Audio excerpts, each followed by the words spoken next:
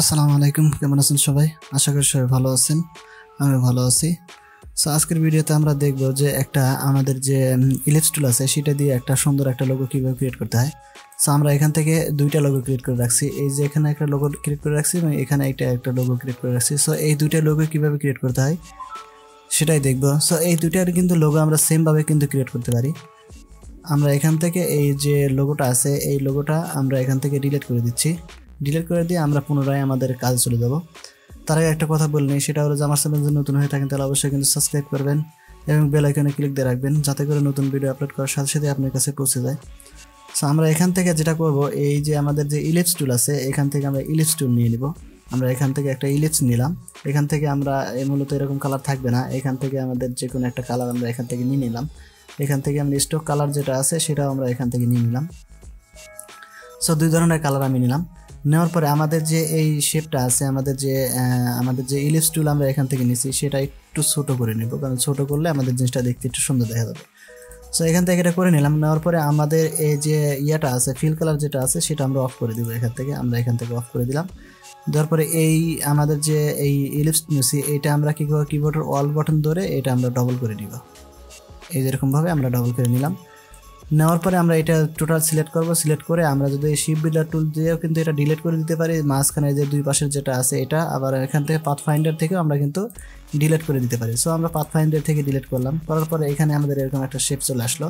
তো এইটা আমি ডুপ্লিকেট করে একটা অল বাটন ধরে একটা আলাদা করে রাখলাম। রাখার পরে আমরা এইটা দিয়ে আমরা আগে প্রথমে এই শেপটা ক্রিয়েট করব, তারপরে আমরা লোগো ক্রিয়েট করব, তারপরে আমরা এইটা দিয়ে করব। সো আমরা এইটা দিয়ে প্রথমে করব। সো এখান থেকে আমি এইটা একটু সরিয়ে নিলাম। নেওয়ার পরে এখান থেকে আমি আর একটা রেক্ট্যাঙ্গেল শেপ নিব। এখান থেকে আমি রেক্ট্যাঙ্গেল শেপটা এইভাবে নিয়ে নিলাম, এতটুকু নিলাম। নেওয়ার পরে আমি সিলেকশনে গেলাম। যাওয়ার পরে এখান থেকে আমি এই এতটুকু পরিমাণ আমার যতটুকু প্রয়োজন আমি ততটুকু পরিমাণ এখান থেকে নিলাম। নেওয়ার পর আমি এই দুটো সিলেক্ট করলাম। সিলেক্ট করার পরে আমরা এখান থেকে শিফট বিল্ডার টুল আছে যেটা, এই শিফট বিল্ডার টুলে চলে যাব। যাওয়ার পরে এখান থেকে আমি এই পুরোটাই আমি ডিলিট করে দিব। এই যে আমরা এখান থেকে কিন্তু ডিলিট করে দিছি। ডিলিট করে দেওয়ার পরে আমরা এখান থেকে একটা কালার অ্যাপ্লাই করব। সো এখান থেকে আমরা ফিল কালার কিন্তু অ্যাপ্লাই করবো। এখানে যেহেতু আমাদের স্টক কালার আছে এখান থেকে আমি ফিল কালার অ্যাপ্লাই করবো। সো আমরা এখান থেকে গ্রেডিয়েন্টে চলে যাবো। গ্রেডিয়েন্ট যেয়ে আমরা যে কোনো কালার এখান থেকে অ্যাপ্লাই করে নিব।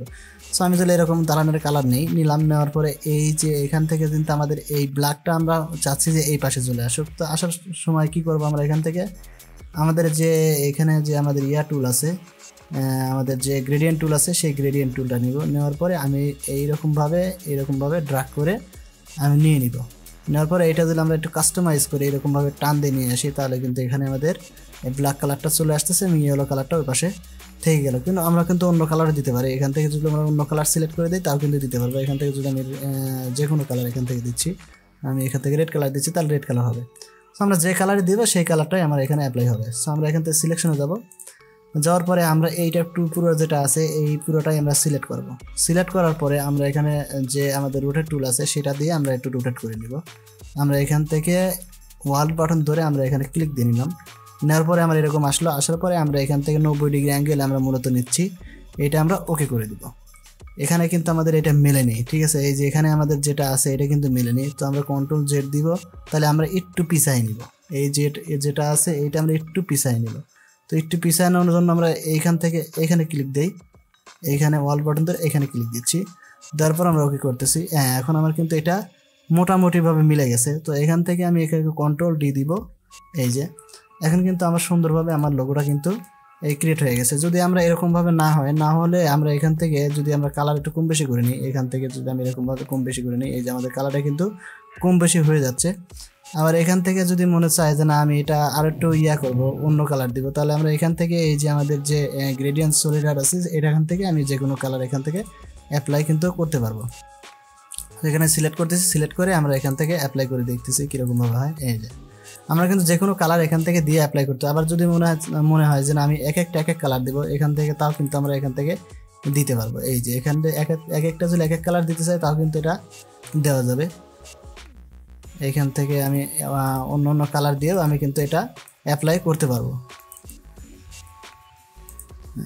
দ্বিতীয় যে লোগোটা আমরা দেখছিলাম এই পাশে, ঠিক আছে, এই পাশে আমি এটা সরিয়ে রাখতেছি। দ্বিতীয় লোগোটা দেখছিলাম আমাদের এখানে কিন্তু ফাঁক নেই, ঠিক আছে, মূলত এখানে একটু ফাঁকা ফাঁকা হয়ে আসছে।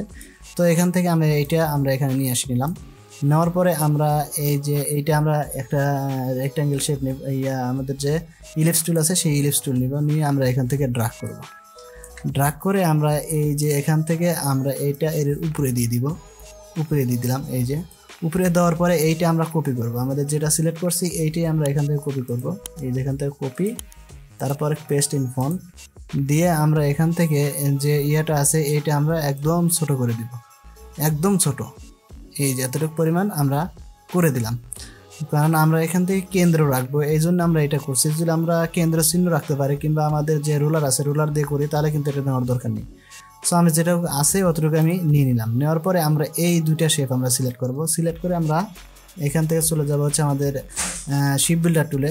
যাওয়ার পরে আমরা এখান থেকে এটা ডিলিট করে দেব, এখান থেকে এইটাও ডিলিট করে দেব, এখান থেকে এইটা ডিলিট করে দেব। দেওয়ার পরে আমার কিন্তু এরকম আসলো।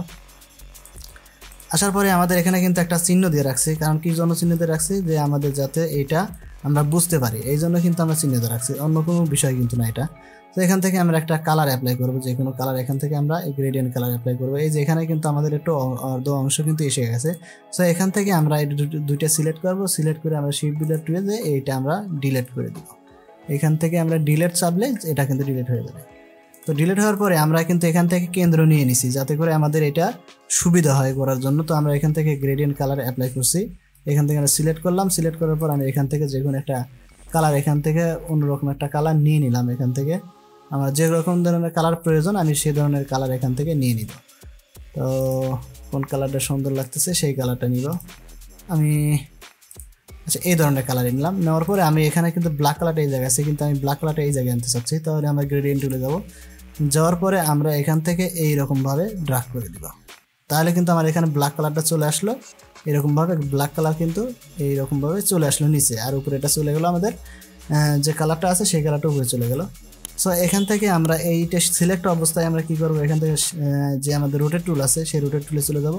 যার পর এই যে আমাদের যে কেন্দ্র নিচে এখান থেকে আমরা রোটেট টুলে এখানে ক্লিক করে দিব। ক্লিক করে দেওয়ার পর আমরা 90 ডিগ্রি অ্যাঙ্গেলে নিতে চাচ্ছি। তো এখান থেকে 90 ডিগ্রি অ্যাঙ্গেলে নিলাম, তাহলে এই যে আমাদের এখানে একটু ফাঁকা হলো। তো এখান থেকে আমি কন্ট্রোল দিয়ে দিলাম। এই যে আমাদের কিন্তু সুন্দর করে এই লোগোটার আমরা এখানে যদি একটা কালার দিয়ে দিই তাহলে কিন্তু আরও সুন্দর লাগবে। তো এখান থেকে সিলেকশনে যাব, যাওয়ার পরে আমরা এখান থেকে এইটা আমরা একটা কালার দিয়ে দিব, এখানে ফিল কালার দিয়ে দিব, এই ধরনের একটা কালার দিয়ে দিলাম। এই যে এখন কিন্তু আমার এটা সুন্দরভাবে এই লোগোটা কিন্তু সুন্দরভাবে ক্রিয়েট হয়ে গেছে। যদি আমরা একটু ছোটো করে দিই তাহলে দেখতে আরও সুন্দর দেখা যাবে। এই যে আর এখান থেকে আমাদের যে স্ট্রোক কালারটা আছে সেটা যদি আমরা নান করে দিই তাহলে আরও সুন্দর লাগবে। এখান থেকে নান করে দিলাম, নান করে দিলে সুন্দর হয়ে গেছে। সো এইরকমভাবেই মূলত আমাদের যে লোগোগুলো আছে, আমাদের ফ্লার লোগো আবার আমাদের রাউন্ড লোগো যেগুলো আছে মূলত এরকমভাবেই ক্রিয়েট করে। সো আজকের ভিডিও এ পর্যন্তই, দেখা হবে নতুন ভিডিওতে। সেই পর্যন্ত ভালো থাকবেন, সুস্থ থাকবেন, আর যদি চ্যানেলটা ভালো লাগে তাহলে অবশ্যই সাবস্ক্রাইব করে দিবেন। সো আজকে বিদায় নিচ্ছি, আল্লাহ হাফেজ।